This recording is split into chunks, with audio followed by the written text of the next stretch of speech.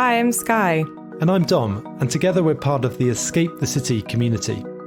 Back in 2010, escaping your corporate career was a pretty fringe idea, but today, thanks to the advances in technologies and shifts in attitude, it's becoming increasingly mainstream. Escape is a movement of people who believe that life is too short to do work that doesn't matter to you, and that doing something different is possible. We're on a mission to help 1 million people to quit their corporate jobs and find work that matters to them and the world. And we wanted to share the incredible stories of those who have already made their career escapes with you. Welcome to The Escape Artists. There he is. Do you want to see the massive poster of myself that I always try and hide on my Zoom calls? Oh yeah, look at that. I like that. Today's escape artist is Al Humphreys. From a role as a geography teacher to National Geographic Adventure of the Year, Al Humphreys has spent his career navigating the globe on wild and ambitious adventures. From adventures in your own backyard to cycling around the world, Al's a beautiful example of living differently and pursuing a life and career that matters to him. I can send you one if you want, Dom. Please, yeah, I'd like one in the corner of my room. Yeah. So Al, I am very excited to have you on the podcast. You were there from the beginning with Escape and spoke at our launch party. Do you want to start by just doing a little intro as to who you are? Who I am? Well, okay, I'll give you a simple intro. My name's Alastair Humphreys. I'm an adventurer, an author, a speaker, a bit of a podcaster, a video maker, all sorts of different things, a newsletter writer, all of which is just generally dabbling around at finding ways to live adventurously myself and tell those stories to lots of different people and somehow try and turn all of that I love into my job. And how long have you been doing this? Oh, well, I haven't had a proper job since 2008, which was probably roughly-ish when I first met you at RGS, when you were sort of quite the adventuring side of Escape the City. Yeah. Is that when we first met then? That's the first time that I remember you. I might have met you lots of times before, but don't have any recollection of it. I think that was it. Yeah, because right at the beginning, I wanted Escape to be much more adventure orientated. I guess it's interesting, though, to think about the things that interested you, that got you started with Escape the City, have ended up being very different to what you're at now. Was that 12 years on from when I first met you? You had an idea for being an adventurer. When you were like 14 years down the line, are you in a very different place to where you thought you would be? In many ways, no. I suppose in many ways I'm in the position that I idly dreamed of, which was, is there some way I could make my living out of just doing stuff that I really like going off on cool expeditions, telling stories about them. And when I first started, my dream, and it was very much a dream and a hope rather than a plan, but was, I wonder if I could earn a living from giving talks as my staple thing to pay the bills and spend time writing books, because I really liked reading books and writing books. And I loved the idea of one day trying to be a writer. So years down the line, I'm amazed and delighted that I pretty much do that. I go and do what I want to do, tell those stories and pay the bills from it. So I really like that. One thing that's definitely changed, though, is that I am now many years older than I was back when I was young, which sounds like a really silly thing to say, but has been really important for me to realize that in the last few years. I spent probably 10 years or so of my adventuring career just living by the exact same rules that I'd made for myself when I started out. And gradually over time, my life and the things that I do started to really evolve away from the initial stuff, in the same way that what you've done with Escape has really evolved. And it took me a long time to accept that change is not failing. It's not conceding defeat on your original thing. It's just who you are now and what seems like the best thing to be doing now. So I suppose, to give you a briefer answer, yeah, it has pretty much worked out how I thought it would, even though I'm doing far smaller adventures than I was back when I started. When you were a kid, did you have any ideas of what you wanted to do when you grew up? No, I had absolutely no idea what I wanted to do when I grew up, even until I'd graduated from university. I think now of just how spectacularly unprepared I was by every single thing in my life to give me any idea at all about what grown-up life might be like. I had absolutely no clue whatsoever. I was lucky I went to a good school, got some good exam grades, went off to university purely because everyone else was going. I chose a university that was a 4-year course rather than a 3-year course because it sounded like good fun. It's ridiculous. And I had absolutely no idea at all about what real life might be like. And that's one of the big reasons, actually, why when I finished university, I decided to go and try to cycle around the world, because I had absolutely no idea what proper sensible thing I should do with my life. And therefore, rather than just getting on with a career that I hated like you did, I thought I'll go and do something really exciting and fulfilling first. Maybe I'll get that out of my system. Maybe I'll learn a bit about life, and then I'll begin after that. So in my final year at university, I really wanted to go and cycle right the way across the outback of Australia, straight through the middle of Australia, right in the middle. I still haven't done that trip, but I also felt I should probably do something sensible about maybe getting a proper job. I thought maybe I'd be a teacher just because, well, I guess everyone in life knows about teachers. So I think it often crosses the mind of people who don't have much idea of careers. So I made a deal with myself, which was I really want to go cycle across Australia, but I'll also apply to Oxford and Cambridge for the teaching degree. And if either of those two unis let me in, then I probably really should go and do it. So when I got into Oxford, I had real genuine mixed feelings of, oh man, now I can't go and ride my bike across Australia. I've got to go and train to be a teacher. And I'm very glad I did that training, because having that qualification was a massive, massive safety net, which helped me be brave enough and take the risks to go and try and make a unconventional career. Knowing that I always had the option to fall back on something made it infinitely easier and much less reckless, and therefore worth taking a punt on. So you went through school, you got accepted into doing the teaching training. And then what did you do next? Once I qualified as a teacher, I then thought, now finally I can go on an adventure. So I decided to go on a big adventure, and then after that I'd come and settle down and get on with a normal job. So that was when I decided to cycle around the world, and I spent 4 years cycling around the world, which was a brilliant and significant adventure, as anyone's first big adventure is. I came back from that. I faffed around for a while, giving talks at primary schools to pay for life, whilst I wrote my first book, which every publisher refused to publish, and it was a total disaster, and I thought my life was doomed. And then I decided, right, now I should become a teacher. So I spent a year being a teacher, which I really enjoyed.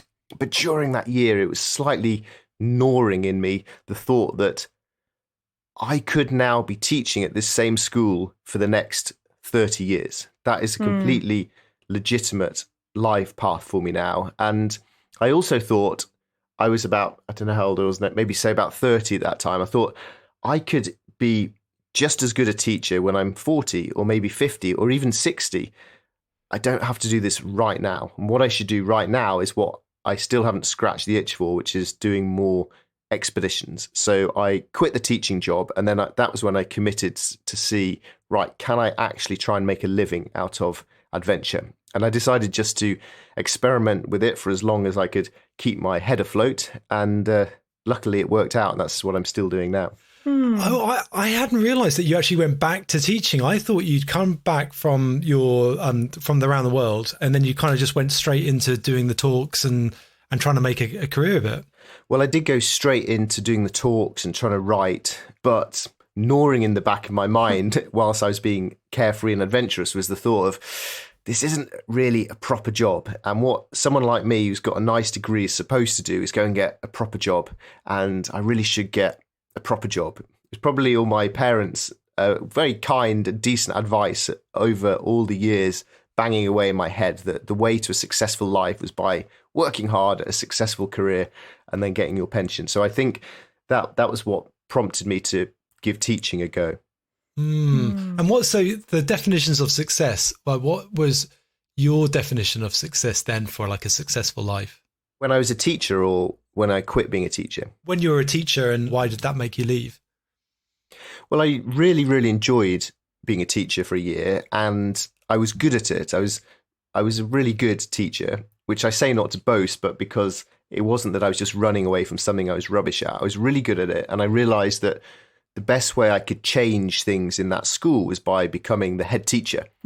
And in order to be the head teacher, I was just going to have to work really hard for 10 years and I'll be the head teacher for 20 years and that would be great. And then I'd retire, the end. So that was a sort of successful, conventional life. And there's nothing wrong with that at all. In fact, if you do that and you enjoy it, I'd say you have very much won at life. But there was a bit of restlessness still in me that the cycling hadn't cured, and I suppose some sort of ambition to do something a bit different and a bit more individual that perhaps gets hammered into you when you spend 4 years on your own on a bike in the middle of nowhere. I think settling to normal life becomes a bit of a curse after that. So Really interesting. no, it is interesting. So you almost feel like that journey, that the first big expedition you went on when you were around the world, that was almost a curse. It kind of unsettled you when you came back. Yeah, I went on a big adventure because I thought it'd be great fun and then I'd get on with life and that would be the end of it. But actually, it was great fun, but I very much see it as being a bit of a curse in my life, even to this day, in that ever since then, I've found it really hard to just accept normal life and the things that most people deem to be sufficient in life just to lead a nice, normal, happy life don't do it for me. And therefore, I've constantly been either restless in some ways or frustrated or ambitious or searching for something different. And yeah, I mean, people ask me all the time about, oh, should I go on a big adventure? And I try to say that it's a wonderful thing, which I definitely encourage. But two things. One, you won't solve the problems you have here by running away to the other side of the world, because at some point you're going to have to come back to them. That wasn't my situation, but it was a lot of people's situation. Yeah. And the second thing is that running off on a big adventure is a great thing to do, but it's going to, from then on, very much change your perception of life back home. And hopefully that is a really positive thing, but there's a risk of eternal restlessness as well, I fear. That's really interesting, because I find the same thing is true with the work that we do with people in their career change. It's a very similar thing of once you know, you can't unknow. And it's almost impossible to operate once you in the same paradigm, once you just know that something else is totally possible. And I think that is quite unsettling for people, because taking the path less traveled is hard. And from a societal level, people will be envious, but they also find it difficult to reconcile.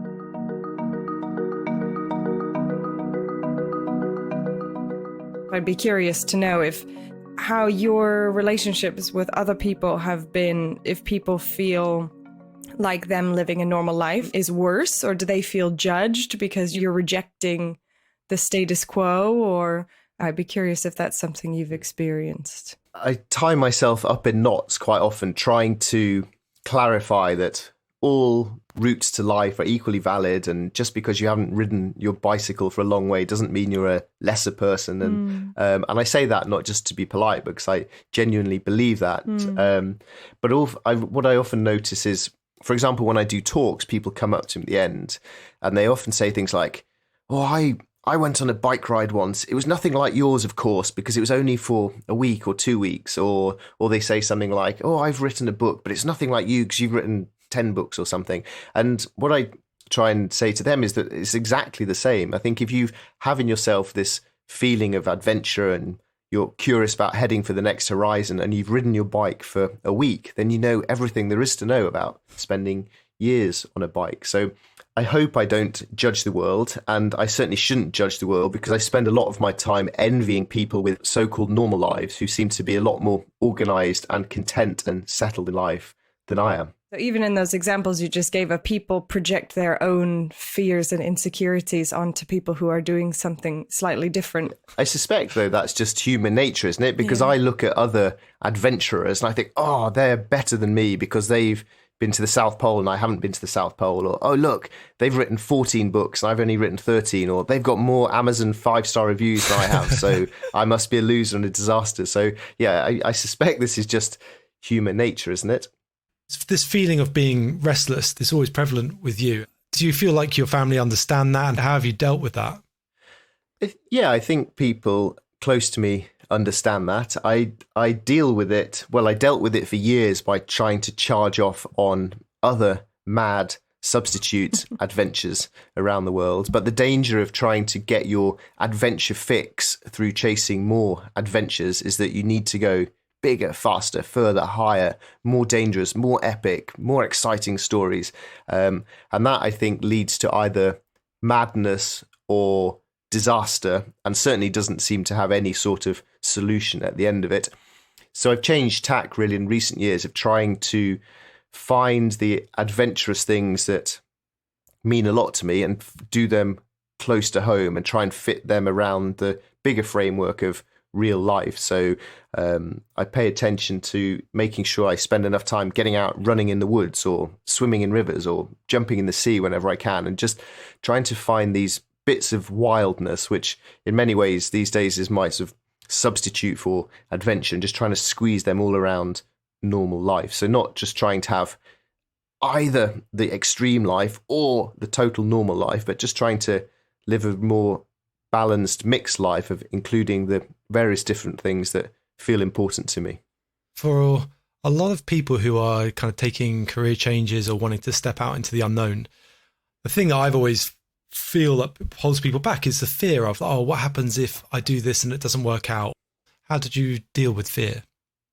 None of those things you mentioned are people saying, I'm scared if I don't do this, that I won't have this fantastic new life. Or I'm scared if I don't do this, that I'll get old and I'll not have done some sort of meaningful work. The sort of imagining of, yes, these things bad might happen, but if I go for it and if it works, then what fantastic things might await, might there be out there? And I think the adventure world, expedition world is brilliant for that. If you're standing quite literally before some hazard, before some sort of obstacle, and there's lots of reasons why you don't want to carry on, but you know that if you get past this thing, then the rest of the exciting journey awaits. And by doing that literally on journeys many times, I suppose I built it up into a habit so that by the time it came to taking risks which were creative or reputational rather than physical,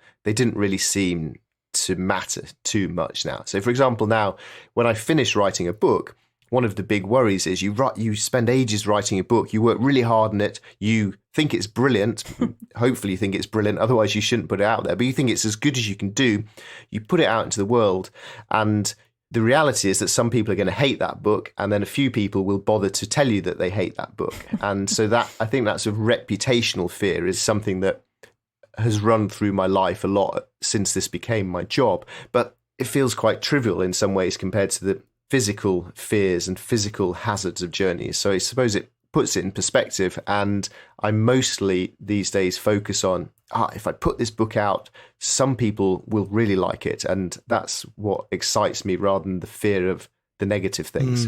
And how do you deal with those 1-star reviews? Because you always make light on them on social. Do they impact you at all? I think when you start to try and do anything public, and I'm by no means a famous person, so it's not like being fully public in the world, but I'm public in that I try to tell my story out on the internet and in talks, and therefore I'm craving and needing an audience. And as soon as you do that, then of course you're opening yourself up to getting shot down a bit. And when it's interesting when you first write a book and the first reviews come in, you think these are so important and they're so exciting. When the first good reviews come in, you're like, look at this. This person says my book is brilliant, therefore it's brilliant. And that feels really lovely. At some point, though, the first terrible review is going to come in when someone says, this book is absolutely terrible, it's rubbish. And I think if you're willing to believe all the good reviews, then you should also believe the bad ones. And that can then be quite painful and hurtful. Occasionally, when I really should be doing better things with my life, I go onto Amazon and I read my own reviews. And I actually really pay almost no attention to the 5-star reviews. Oh, this is a great book. Isn't Al a nice guy? Yeah, whatever. Shut up. It's the 1-star reviews and the 2-star reviews. I could pretty much quote them all word for word. They sort of fascinate me, and they can be quite hurtful. That the Doorstep Mile book I did, someone put a review out saying, "I think this is the worst book he's ever read in his life."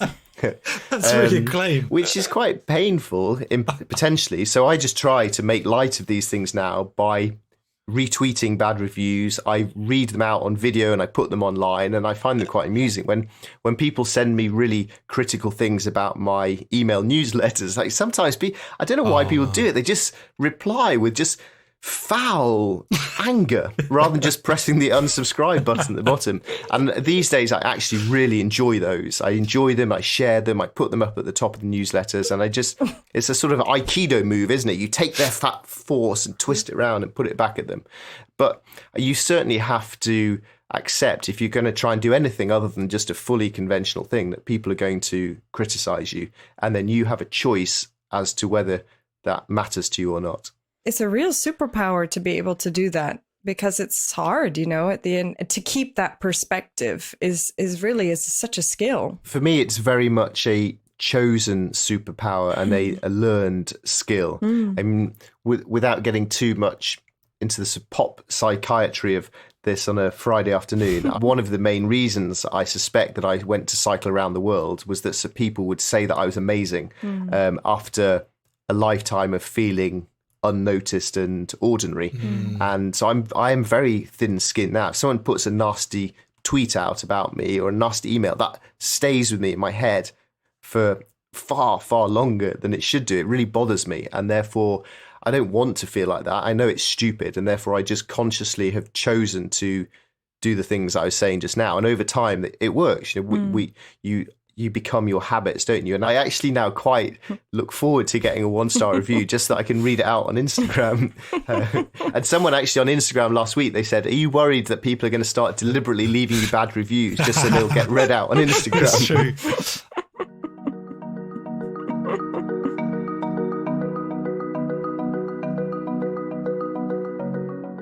Al, you are like the source of a lot of inspiration for a lot of people who are unsettled and want to go off and do adventures. But who do you get inspired by? I don't really know anymore. I spent a lot of years reading all the sorts of books by people like Brené Brown and listening to endless TED Talks, which I found very personally helpful, but also professionally useful in terms of trying to work out how to get a message across simply and clearly. Seth Godin, for example, in terms of the practicalities of things, not really inspiration, but just the sort of practicalities of telling stories well.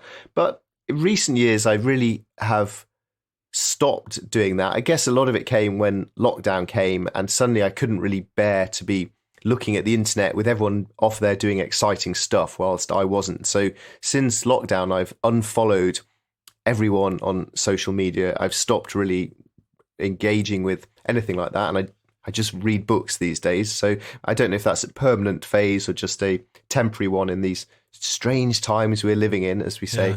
But I don't really have an answer to that now, which is, I hadn't thought of it until you ask it, but it's interesting because for 10, 15 years, I've spent huge amounts of time and effort studying and reading and listening to and watching the sort of people that I suspect you thought I was going to mention. I actually had no idea who you would mention.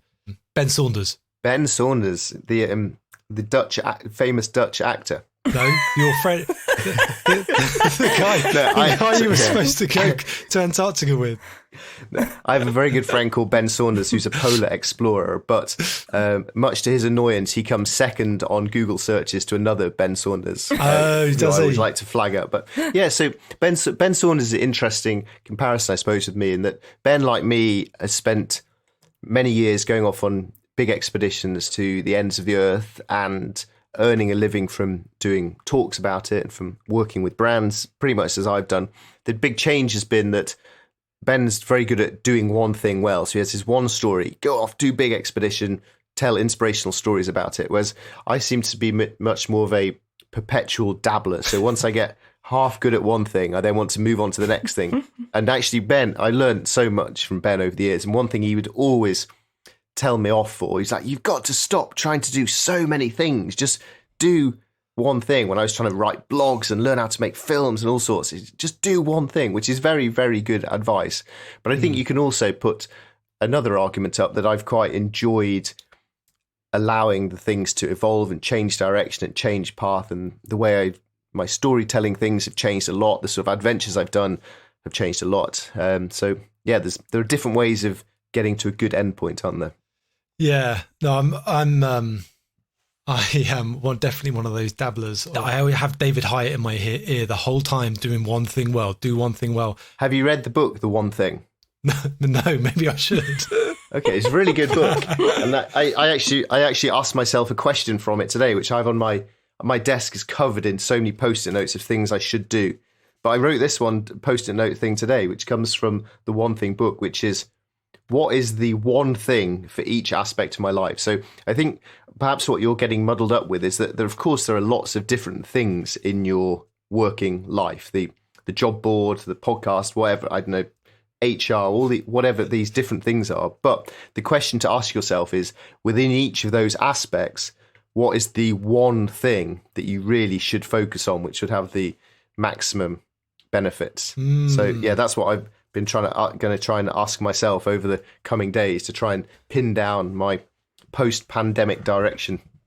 And what is your post-pandemic direction? Well, I don't know, because I haven't answered my post-it note yet.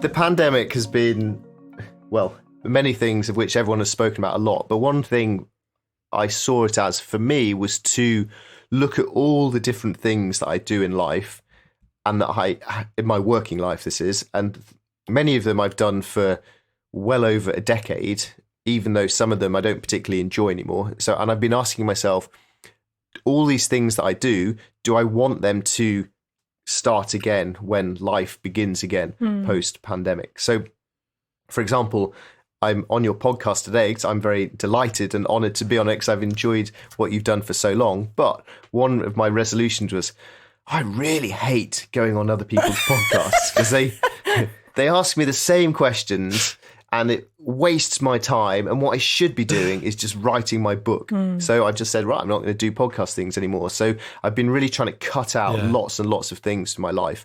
And what I've dreamed of for many years, I would love to be a writer. And by that, in my definition, I mean someone who earns his living from writing. And I've written a lot of books now, but they don't sell very many. They're quite niche. And so I can't live just from writing. But I thought, I'm going to really knuckle down to just try and become a writer. And in order to do that, I need to cut out quite a lot of other things. Right. So I would really like, if we talked in 5 or 10 years, I would love to be just earning my living purely from writing. But I don't know whether or not I'll manage that. And writing about adventure or other stuff, I think over time now, my interest in the sort of Ranulph Fiennes school of adventure, which for so many years was my guiding light of, go and have a miserable time in the Arctic, saw off your fingers, this is brilliant fun. I think I've moved away from that life now onto being much more interested in nature and trying to fit the sort of smallness of nature and small little adventures in around normal life. That excites me more these days. But yeah, I'm quite into trees and nature and climate and the environment. But what I'm aware of is that without me really realizing, I've built up over the past 12 years or so quite a lot of knowledge capital. Over the years, I've become really quite an expert at quite a random thing, but quite expert.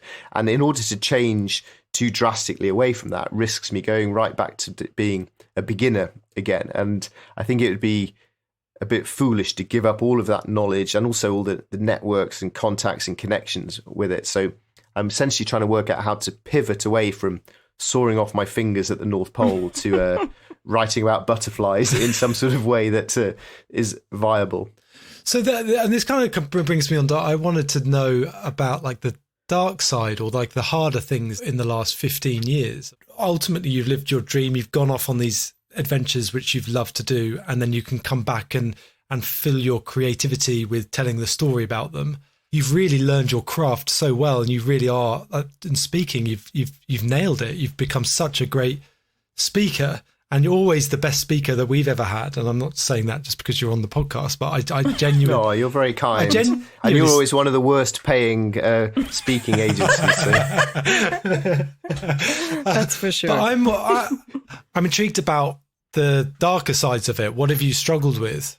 I've struggled with trying to make a living out of my life.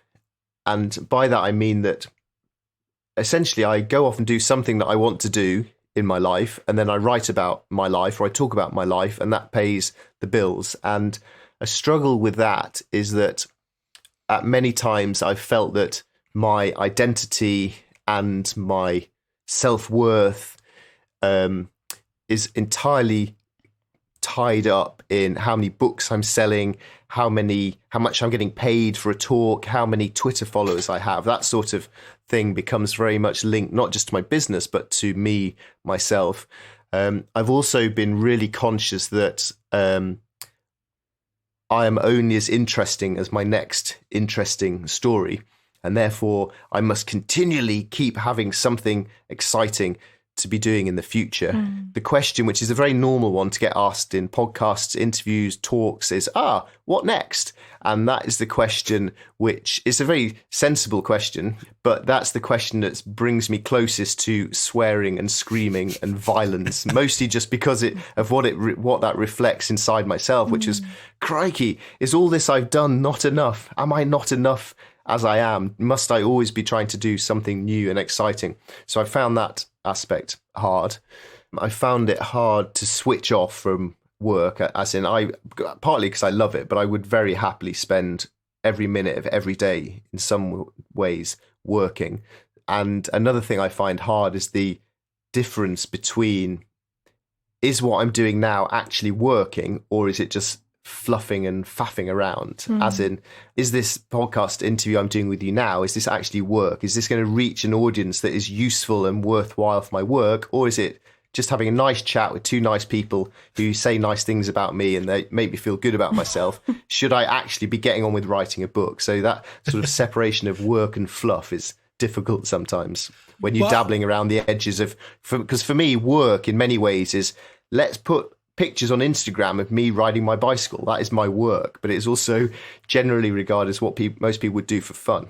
Well, I think it's work because I know my brother will listen to this, and my brother loves you, and I think if as a result of this he'll buy a couple of books. So okay, you got at least a few book sales. So I think that'll be worth probably 20 quid. Okay, well, that's worth 4 hours of my time. And I value my time at less than £20 an hour. So I don't know how you value yours. Probably more than £20 an hour. Yeah. All right, maybe we'll get some more books out. We'll plug your books, beginning, end, and in the middle, and we'll get some more books out for you so you can classify this as well. Okay.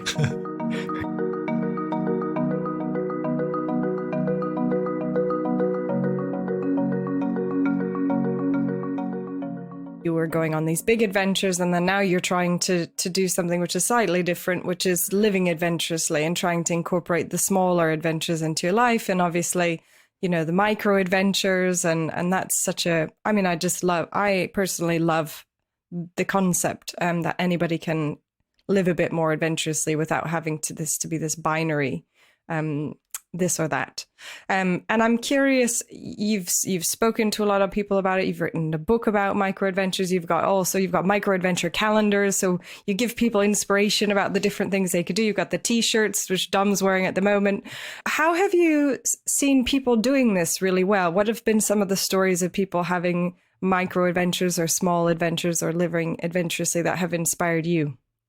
I think this is the flip side of getting the angry emails, is getting emails from people who are writing to say thank you. And actually, I think it's a good thing for all of us to do, actually, is to think of the book you've read or the person who's had an impact on you and take literally 1 minute to bother to write and say thank you. Because it happens to me sometimes and it makes such a difference. But people say, I've been meaning to send this email for years, and their stories then are usually very mundane in that they say, oh, my life was a bit boring. And then I started doing micro adventures. And through that, I've connected with my husband or my wife, and I've got my kids out into the outdoors, and I'm much happier for that.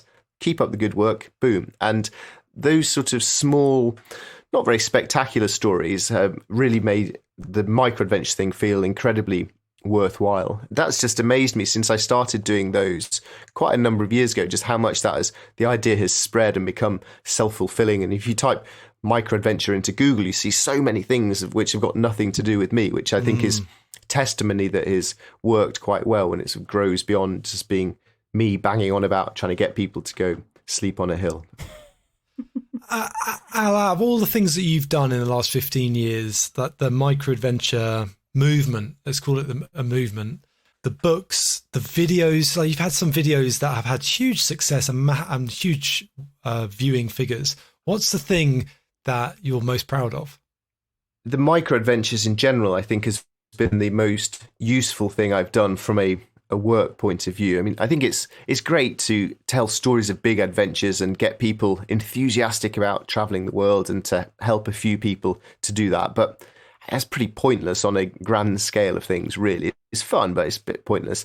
But trying to, the micro adventures thing of getting lots of ordinary people to start to look at themselves as adventurers in their own right, and that to think that their trip off to the woods this weekend with their kids is adventurous in its own way, and therefore a valid thing to be doing, that, you know, a valid adventurous thing, that's been really rewarding and satisfying, just to see how the micro adventures thing has spread. And if I ever get a tiny obituary in some local newspaper, I think they'll write about micro adventures. I think they will too, because it's even if you're talking about recognition, it was when the micro adventure stuff really kicked off in 2014, was it? That was when my book came out. National Geographic made you Adventurer of the Year 2012. That must have been a nice recognition. Yeah, that was really incredible. So National Geographic, they choose their Adventurers of the Year, who had always generally been just sort of some sort of crazy man or woman who'd just done something mad and epic. And I loved that sort of thing conceptually. That was what I was aspiring to, really. But realistically, I wasn't going to become a National Geographic Adventure of the Year through any of my actual expeditions. So then I spent a year just blogging about monthly micro adventures around the UK. So I committed to not going on a big expedition and instead to do small little local stuff. And I was so torn at the time. I was just about earning a living from adventure, and I was really worried that stopping the big macho stuff to start prattling around swimming in rivers would be just reputational suicide, and that I'd never get booked for talks ever again, and that I was doomed. But I thought it felt that I was onto something, so I wrote about it for a blog for a year. And then, near the end of the year, I got an email from National Geographic saying, well, you've been shortlisted for Adventure of the Year. Please, can we interview you? And that's probably one of only...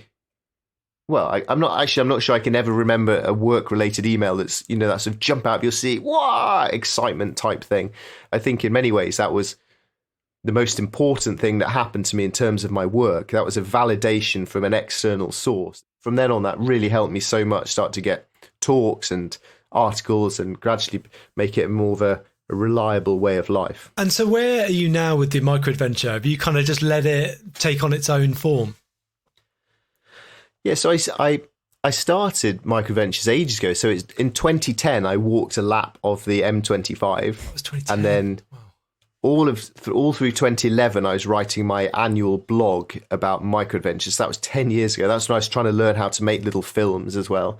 And then eventually the book came out in 2014. And then I really went hard on it for a couple of years, trying to have a hashtag micro adventure and set up Facebook groups and try and get loads of other people participating in micro adventures. And it was fantastic. But also deep down, I was slightly thinking, yeah, I'll be quite glad when all this goes away, then I can get back to being a proper adventurer, going off to do big, tough stuff again. But it never did. It never went away. It kept just interviews and articles. That was always what people were interested in. And I really notice also when I do talks that you can tell so instantly from an audience what they care about. And what I've learned over time is that audiences care about me cycling around the world. They care about me walking around the M25.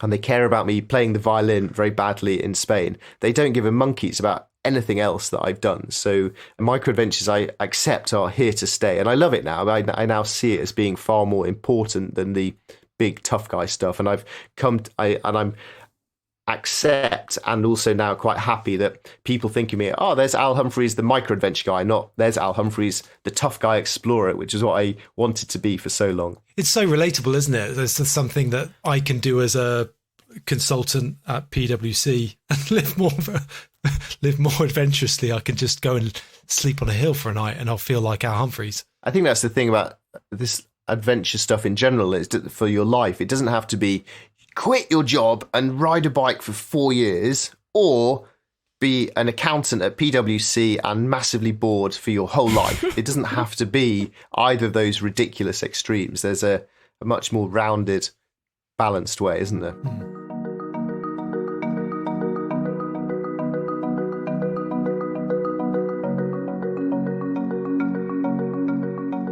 The things that people care about, the cycling around the world for 4 years, the micro adventures, and the busking through Spain it's kind of all skills that most people really want to be able to attain.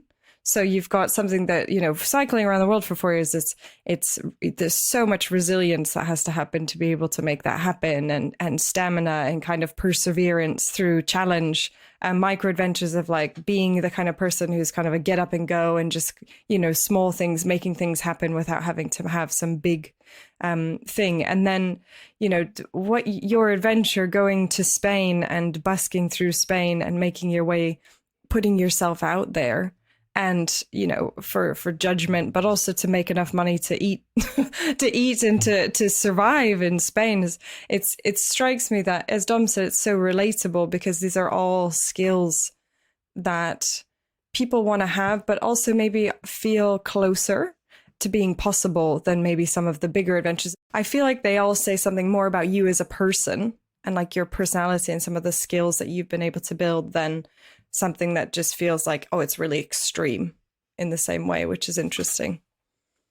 Yeah, I think so. It certainly doesn't involve, say, the technical expertise you might need to go on a polar expedition, or the huge amounts of cash you might need to go and climb Mount Everest. I mean, biking for 4 years is a bit extreme on a diet of banana sandwich. But yeah, I think going on a big bike trip within the realms of your life, or going to walk around your local town, is quite achievable. Or the Spain thing links to what we talked about earlier, really, which is I'm terrible at the violin. I mean, I'm not being humble here. I'm genuinely terrible. And I don't like performing, really. Karaoke or singing or dancing, I hate all of that. I'm rubbish at it and I'm embarrassed by it. So to stand up in a town square in Spain with a violin and play it really badly was just mortifying. So that was really an adventure all about vulnerability. And again, it becomes a bit of a learned superpower of, you feel so awkward, you look like a total idiot, and yet if you just acknowledge that to the world, you say, here I am, world, I'm absolutely useless, but I'm doing my best, then it becomes a superpower, really. And that in many ways was one of the most exciting adventures I've ever done in my life. But all I was doing was a fairly small walk, like a bunch of retired people might do on a rambling holiday, but it really did feel like an adventure. Well, it was an adventure because you were doing it with no money in your pocket. Yeah, exactly. There's no money, only my violin. That's what made it an adventure, not the hiking. But I think that's then interesting in that it changes the definition of adventure from being walking from here to there in a tough and difficult way to standing up in a plaza and playing the violin. And if that then is defined as an adventure, then I think that really broadens it up to apply to all of us with lots of things we're doing in our home lives, but also our work lives as well. How can we do that in a more adventurous way? Yeah, no, and that's why your book, The Doorstep Mile, is so good. And I always felt that when I started Escape that I yearned for adventure, and that was my version of adventure, of really putting myself out there and trying to make it work, and wasn't sure how it was going to go and whether or not it was going to last a couple of months or if it was going to be something else. And it definitely has. It definitely has been an adventure. So that's my form of adventure. You've been on an amazing adventure from the tiny little start you had, and then the building the shed in someone's garden phase, and then you've been on a massive journey, hasn't you? It's been amazing. A huge roller coaster, and like it continues to be a roller coaster. Maybe I'll do my own episode in season 10 when I've made it. And my version. Well, I interviewed myself for my own podcast, which is the ultimate narcissism. So yeah, I had all these questions that I asked all my guests, and I thought I should end the series by asking myself them, which is quite interesting. But I'm not sure if anyone listened. I mean, that's full on narcissism, me asking the questions and answering them. I don't know if it's narcissism. I think it's a really deep self-knowledge and self-reflection thing, because most people don't take the time to ask themselves those questions. We're so busy living and not asking ourselves why we do things that we do. My final question now is, if you only had 1 year to live from now, how would you spend it? Well, hopefully I have spent the last 15 years or whatever trying to get into a position whereby I live each year in that manner, in that I'm doing things that excite me and interest me and feel worthwhile. I spend enough time with people that I care about rather than just at work, and that I'm doing something useful that I really enjoy. So hopefully I would just crack on as I am. I definitely wouldn't do any more podcast interviews though. Oh, I'm so glad that maybe we've got your final podcast interview. This will be the final one. Wow, you better make it good. So Al, thank you so much. I mean, you've been a real inspiration for me on my journey through doing Escape. And I remember when I was leaving my job, I would listen to your stuff and read your blog. And I genuinely don't listen to that many podcasts or read that many books. I actually hardly read any books, but I listened to your podcast and I read about 4 of your books, not all 13, but I've read particularly the one around the world is still my favorite book. And I am not saying that because you're on the podcast, but I mean it. Like it's so good, and I loved it. And I know that you've been such a source of inspiration for so many people. So I just want to say thank you for doing what you're doing, because you really have inspired so many people, and you've done it through your talks. You've done it through so many of your constantly evolving how you tell your story. You've got so good at doing that in many different disciplines. So I just want to say thank you for doing what you're doing, and thank you for sharing your story with us on Escape. Oh, thank you, Dom. That's really lovely. I've enjoyed journeying along with you over many, many years. So yeah, here's to the next 10. Thank you.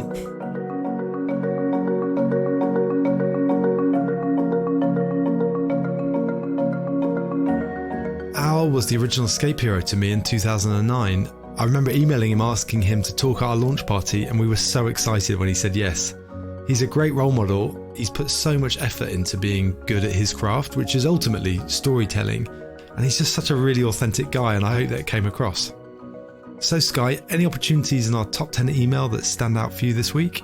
This week, there is a really interesting opportunity to become a senior business advisor for London, who work to improve waste and resource management in London and accelerate the transition to being a low carbon circular city. And as a senior business advisor, you would deliver advice to businesses, assessing the merits of different business models, as well as designing and testing new propositions to support the circular business economy. So it's a really great opportunity to have an impact and really interesting to work with businesses. So super cool. Check that out. And all of the other interesting opportunities that we couldn't mention today on escapethecity.org.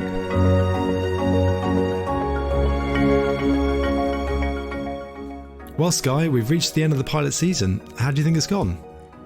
I have loved hearing all the stories that we've heard so far this year. Such different backgrounds, really different experiences and paths, and yet all of them really dedicated to following their own path and being on their own journey. And selfishly, I've really loved talking with each of them, and it's been so inspiring to me, and it's been so great to hear stories from people in the community who have gotten touched, who have enjoyed hearing the stories and have felt inspired as well. So it's been really rewarding. I also know that we're just scratching the surface. There are so many incredible stories out there that we haven't yet had time to tell, and really hoping that we can do this again and get more stories told. Yeah, I agree. I'm so glad we've done it. If you've enjoyed hearing the stories from this season, or if you have any ideas for guests or feedback, or just to say hi, email us on support@escapethecity.org. We plan to record another season later in the year and bring you more stories of people doing things differently and pursuing work that matters to them. Until then, goodbye and thanks for listening.